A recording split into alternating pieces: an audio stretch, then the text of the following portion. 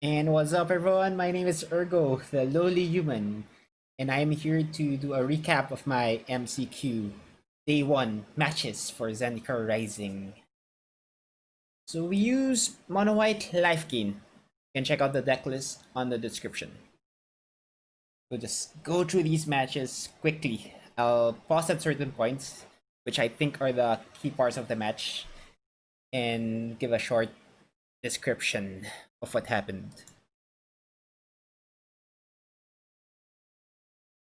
Okay, here we go. First match. So this was against Gruul, the boogeyman of the meta right now, Gruul Cleaver. So decent opening hand here, 3-1 drops, Luminarch Aspirant, and a Mothra. Got our third land there, so one more land from Mothra, but got rid of our Luminarch. Thankfully we got another 2-drop. Just need a fourth land for Mothra. Left the Saviors with Mothra, and it's party time.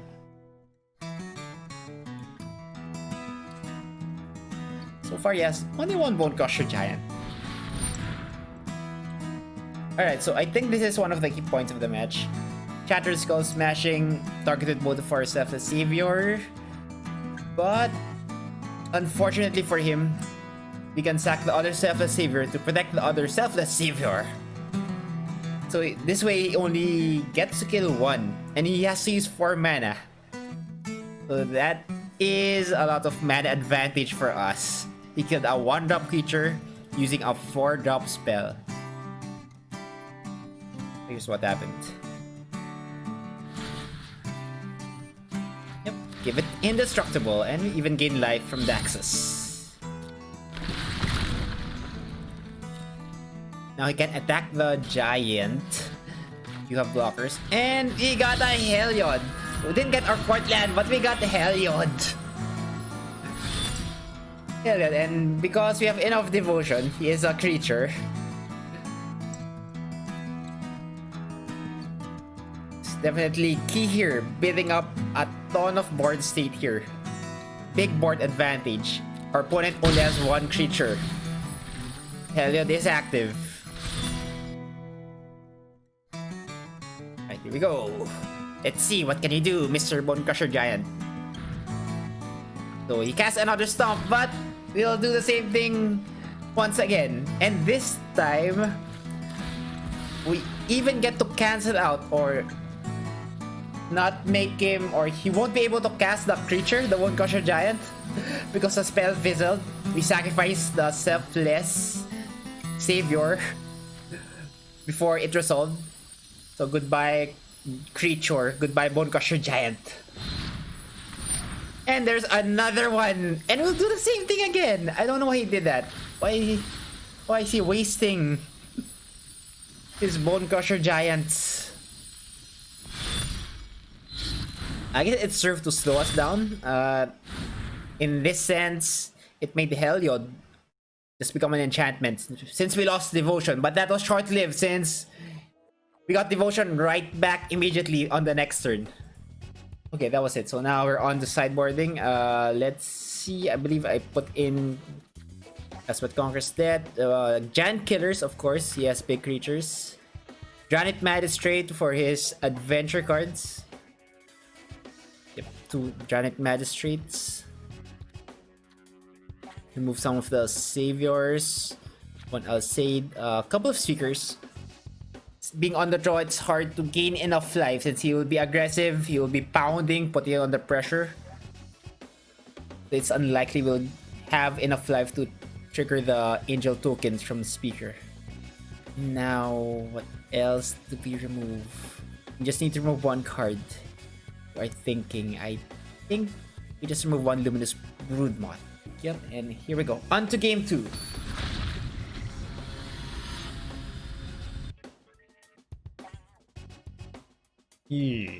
Nope, that is a mole, obviously. There you go, this is much better. So, bottom the Elspeth Conquers Death. That's a 5-drop. We only have 2 lands right now.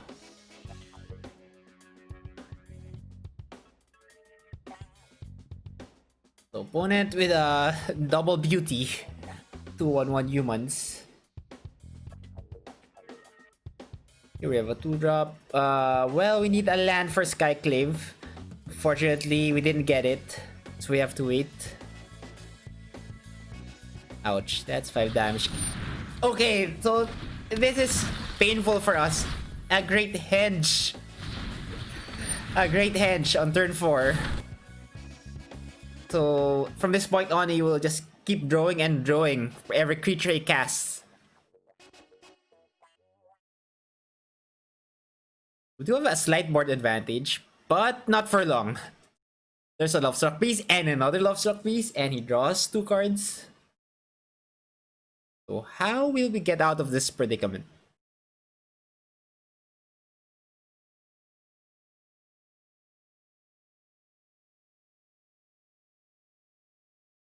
Well, by jump blocking right now.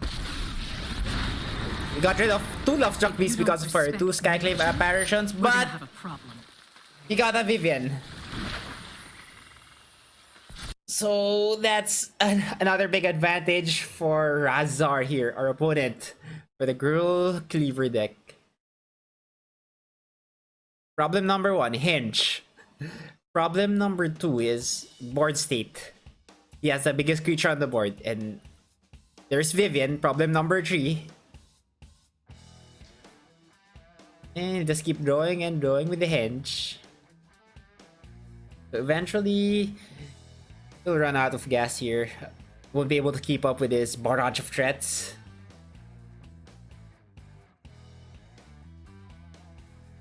Kind of need a miracle to get back in this game.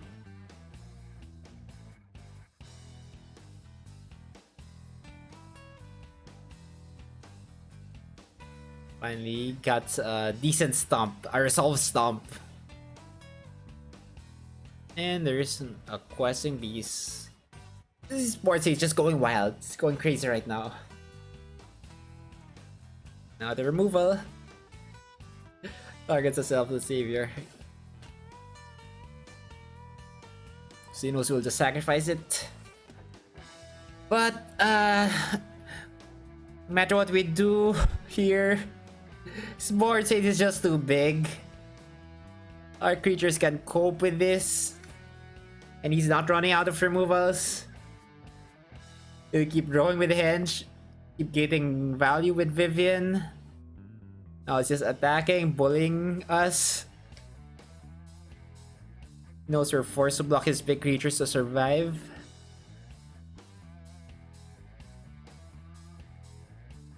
We gain 2 from Mangara, but I think it's still lethal. Yep.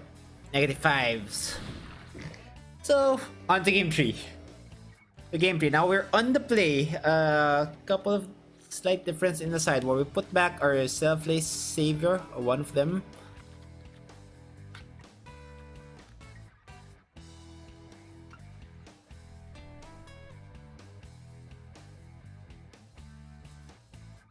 And we're going to put back... I think we put back Linden. So we have 2 Linden once again. Ideally, we can play a Heliod into a Linden to enable the devotion.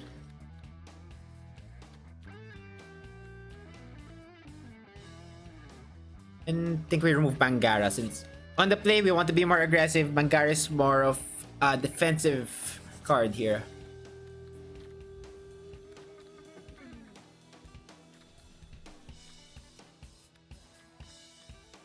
And just sorting out through the deck, I think we're fine. Heading on to game 3. Here we go.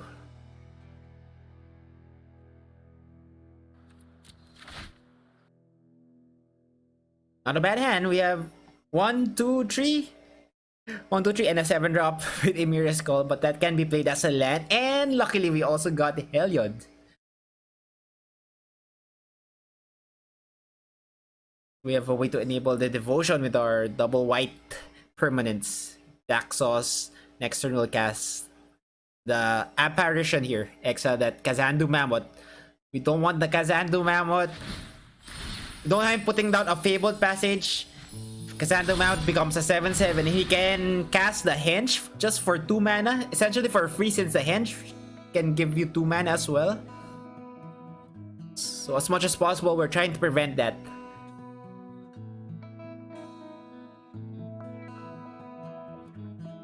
Here we'll cast another Skyclave. Exile the Beast.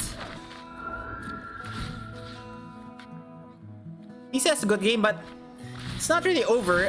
He still has a decent chance of winning. We're only down to 10. So these Cleaver decks can get wins out of nowhere. With the Ember Cleave. He can actually get 12 damage. Yeah, he can get 12 damage. He just needs... I guess he didn't have the cards, but if he had a Fabled Passage into an Ember Cleave, that would make the Brushfire Elemental into a 5-5, and Ember Cleave equipping the Brushfire Elemental, it becomes 12-12. And we can't block, because it can't be blocked by creatures with power 2 or less. So that's almost lethal right there. Almost lethal, okay. Yeah, we were at 14, we gained some life, that's why. If we were at 12, we could have gotten a win out of nowhere. Okay, so let's move on to the next match. So take note, first match against the Boogeyman, Gruul aggro. Second match is also against the Boogeyman, Gruul aggro once again, Gruul Ember Cleave. So opening hand, we have a curve. Save your prince into Heliod.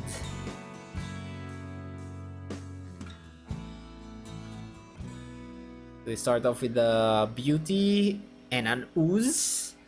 An Ooze, it's kind of annoying since we have Allures on our top deck.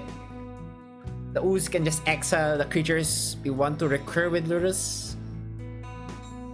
We'll try to find an answer first. We'll put down our other threats first before putting down Lurus. This one's also key. Getting Linden enables us to get Devotion for Heliod. Now we can start pressuring.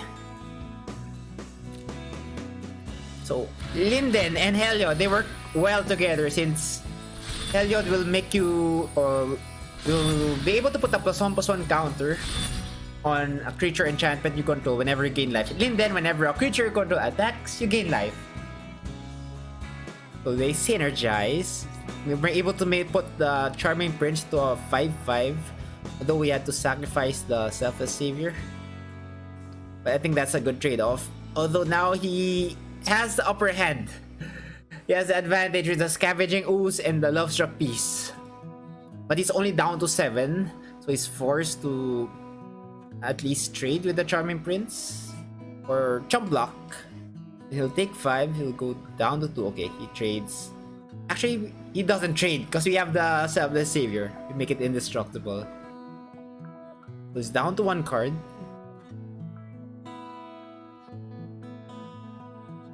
He can't be aggressive here. We have the advantage. Life point total, he's only down to 8. So we'll just keep attacking. No need to defend much here. Even attack Lurus.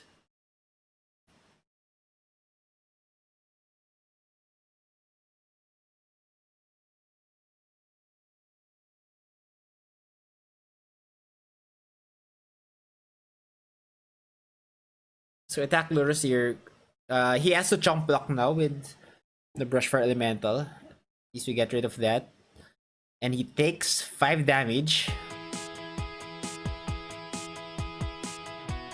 Although Heliod goes back to being an enchantment because we lost our Devotion. So that could be a minor misplay from our part. Okay, so finally he gets the hench.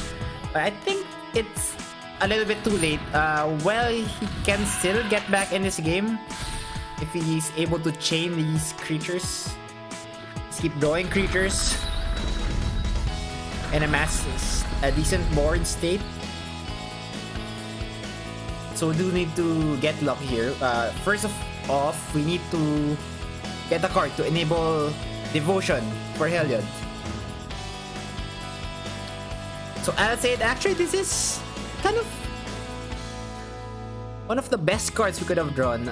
Because we can make one of our creatures protection from green.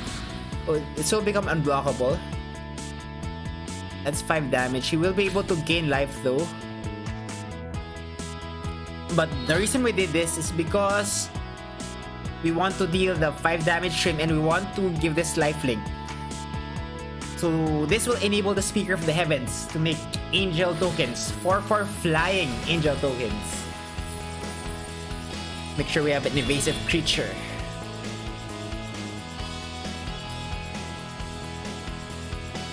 This forces take this. He'll eat first with the ooze to gain 2 life here.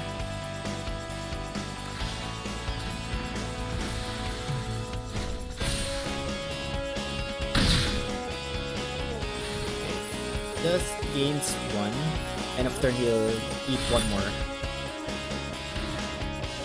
And now, Angel comes out.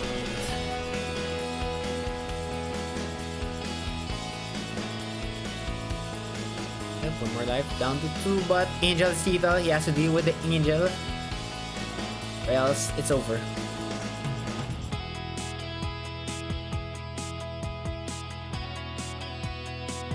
But even if he has an Ember Cleave, you have a lot of life. Yeah, we're at 30. Ember Cleave at the most would have done 18 damage there. Right, so here, another crucial draw. Skyclave Apparition. Get rid of this creature, enable the devotion, and then we can attack for the win. So that's why he conceded. Alright, so game 2 will do much of the same as in the first match.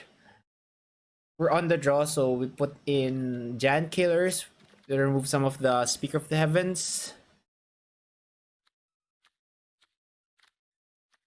Move a couple of Luminarch Aspirants.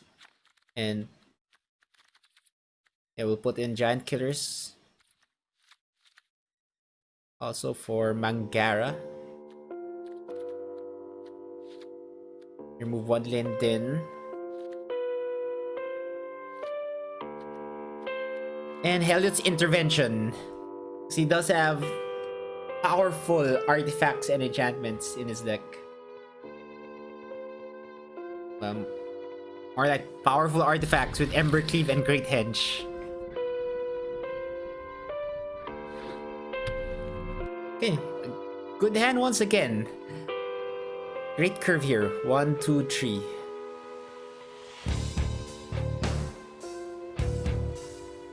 Going to stomp, but we have the self-esteem way to save it. We're fine. So we could have casted Heliod, but we, as I mentioned before, we don't want the henge coming out early. Early henge, it's hard to deal with. So we just opted to exile that Kazandu Mammoth. Did have the Fabled Passage. Could potentially have been a 7/7 cast the henge for free. Okay, so actually we need both cards, so leave them both on top. Just a sequencing that's important. So right now it doesn't have an artifact or enchantment, so we leave the Skyclave Apparition first on top. Then our next draw after that will be the Heliod's Intervention. Yeah, we got the henge. So we have the Heliod's Intervention, but we need 2 turns. Our top deck would be the Skyclave, then the Heliod's Intervention. So this is actually a dangerous turn for us. He's able to chain off these card draws, chain off these creatures. Might be too much. And look at it, Acron War, so we hit the perfect card for these 2 powerful artifact and enchantment. 2 for 1.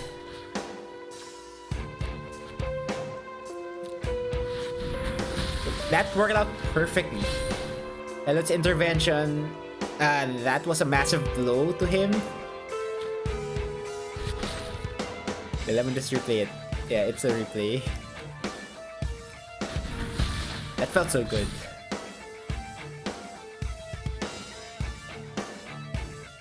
And another Acron War. So steals our Skyclip apparition. That's actually annoying. They're annoying, but we do have double Charming Prince, so we enable the Heliod devotion here. We can attack, and we know our top deck, we have an Elspeth Conquers Death, so this one gets rid of the Acron War.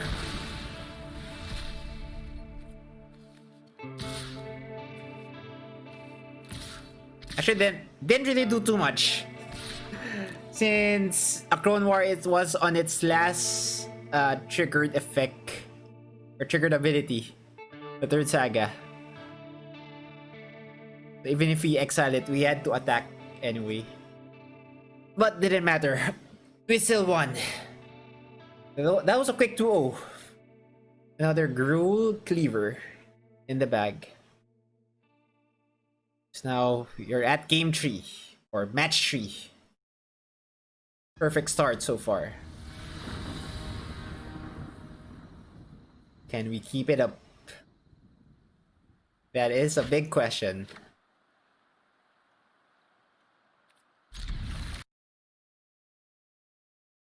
Okay, so not at the ideal hand. We don't have a 1-drop, but it's still a keepable hand.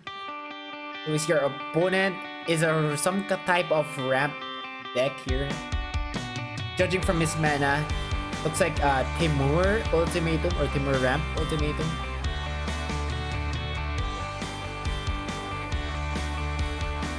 This matchup is particularly tough. If we're not able to aggro him early on, Temur Ultimatum will just take over the game.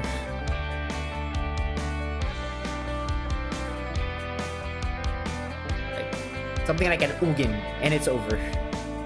Just exile everything, all of our permanents. Goodbye. Even Mothra won't recur those creatures, being that they will become exiled. Here we go. Ugin, and top it off, there's a Shark Typhoon. So as a way to remove all of our threats, and he has a way to make threats himself with the Shark Typhoon.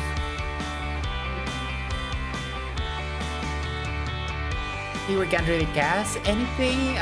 Ugin will just deal 3 damage, vault it, he'll die immediately. So we want to cast something when we at least get some value. So here, sure, we're forced to cast these, try to stop the bleeding.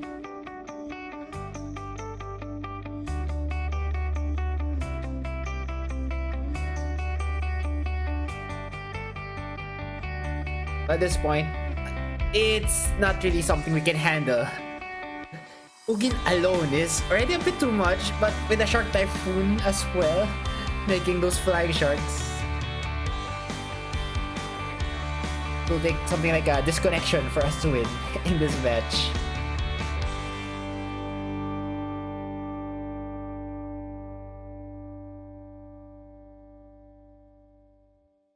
So it's basically inevitable. We're just seeing what we top deck here. Just a formality right now. Try our best. But Ugin will just -2 here. Exile all of our creatures. Attack with the Beanstalk Giant for more than lethal. Ouch. Alright, so Game 2. We're trying to be more aggressive here. Well, Giant Killer, very good against his big creatures. So we put those in. Don't really have a lot of sideboard against this deck. Our sideboards are more geared towards Gruul, Cleaver, and UB Rogues. Two of the top decks in the meta.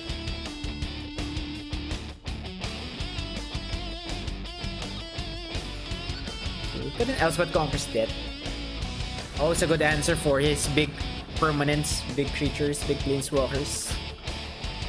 And this one, actually an iffy hand. I was thinking of keeping this, but here I was banking on my top deck. Surely we would get something. Something. Well, we got a land. Not good. Heliod, not good in multiple since it's legendary.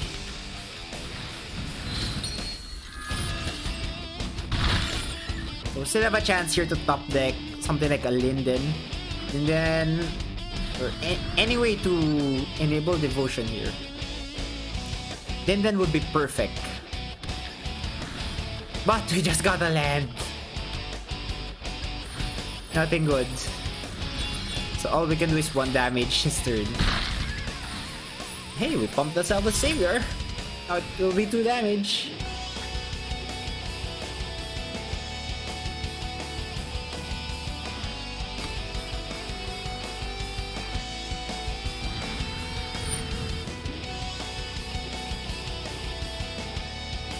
Player's just ramping up danger time since he has 6 mana. Next turn, potentially enough mana for Ultimatum. Because our Savior. Now we have no creatures on the board. In our hand, we have dead cards. We only have lands. We got our 3rd copy of Heliod. Our last copy of Heliod. What a horrible hand. But with this first Ultimatum, we're a bit lucky. He only got Bone Crusher Giant. But we need something of our own. And here's a second Ultimatum. Boom! A Shark Typhoon. Not the end of the world. But close, eh? Close to it. Very close. Considering we don't have anything in our hand, I think the Bone Crusher Giant is actually enough to defeat us. Finally, something we can use. Elspeth conquers death. So of course, our target here is the Shark Typhoon. Stop those flying shark creation. But he has other plans.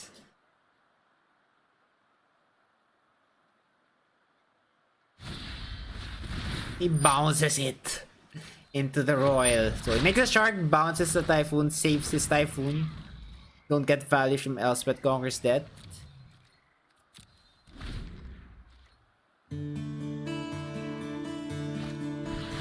And he has his 3rd Ultimatum. That's just adding insult to injury. Now he has 2 Beanstalk Giants. How the heck can we survive this? The answer is we can't. This is basically it. We just drew another land, and enough is enough. Time to concede. But that was a horrible, horrible top deck of lands and Heliods. Okay, so moving on. Our 4th match, currently at 2-1. So this is actually another Gruul Cleaver deck. Our 3rd Gruul Cleaver.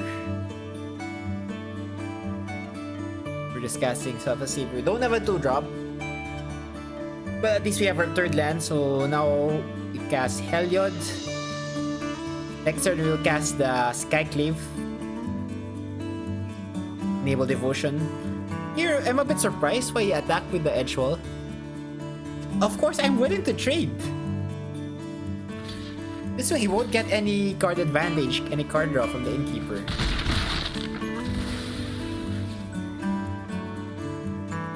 I think that was one of the key points in this matchup, and he even showed us the Bone Crusher Giant.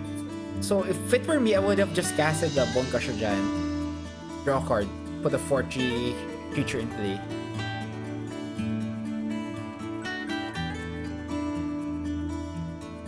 So this enables us to get Heliod Devotion with the Skyclave Apparition.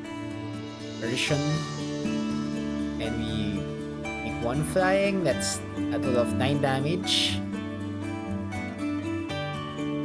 So here, even if he has a Cleaver, it's still not enough. he knew it. Most he could have done was 10 damage. Would be down to 4, and we had lethal attacks the next turn while he was tapped out. Alright, so game 2, we have a lot of experience against this deck, so we'll just do the same. Move 2 speakers, I remove 1 Alcide, put the giant killers in, put in a Mangara. And I think we also added in the Helot's intervention. Right, nice hand here. A 1-drop and a couple of 2-drops, or a lot of 2-drops. Sure, all of them 2-drops now. So Dranic Magistrate, that's actually a good card to top deck there, or to cast, considering he already has 2 giants in the adventure zone. So with Janet Magistrate, he won't be able to cast them. He can only cast spells from his hand.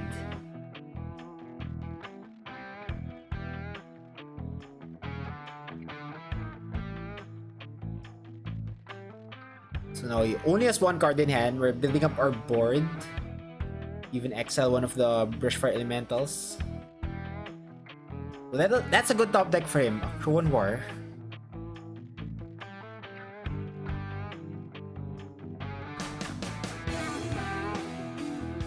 Cruel War, but we got a Mothra or a Luminous Broodmoth. So Cruel War's final effect is all tap creatures will deal damage to themselves equal to their power. So with Brood Mother or Mothra, Supersonic Queen, our creatures will die, but they'll come back as flyers, untapped.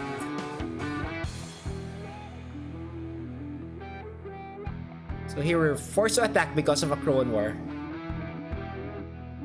So he'll just take all, surprising.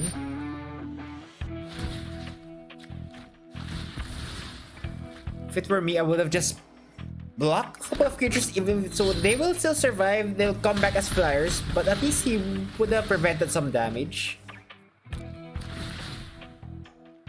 Here we go. Mothra's Death Trigger ability.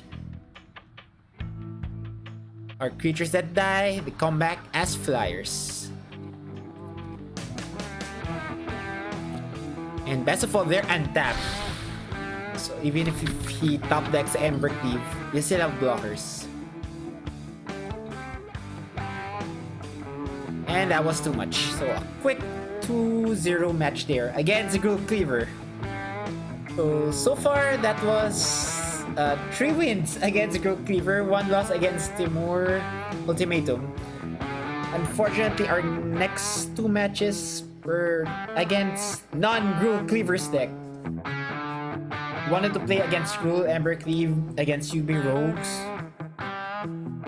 We got 3 Gruul Cleavers. We got 3-0 against them, but we did not have a single match against a UB Rogues deck. Our next 2 matches were actually against another Temur Ultimatum. Of course, we lost. Last one was Mardu Doom, foretold. Well, anyway, we're still proud reaching it this far, getting to qualify, getting 3 wins. We'll try again next time. Anyway, that's it. Thank you guys for watching. Hope you enjoyed the video. Please follow our channel or subscribe to our channel for more MTJ content and random video games. Ergo, the Lowly Human signing off. Bye guys.